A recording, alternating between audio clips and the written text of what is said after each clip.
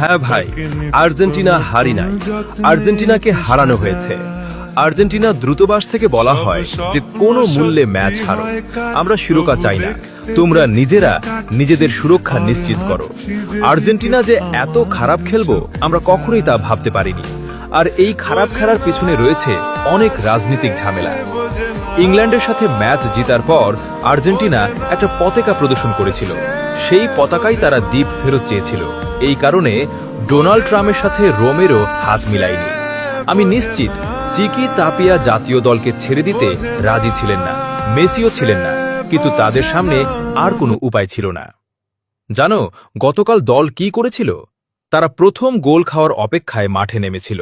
তারা মাঝমাঠও পার হচ্ছিল না, একটা পাসও ঠিকমতো দিতে পারছিল না, বল চাইতেও চাইছিল না। আর সৌভাগ্য যে লাউতারও খেলেনি।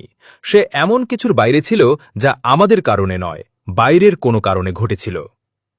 গতকালকে লাউতারোকে খেলতে নিষেধ করা হয়েছিল, যে ইংল্যান্ডের বিপক্ষে গোল করেছিল, যে ইংল্যান্ড ও মিশর দুই দলকেই হারিয়েছিল।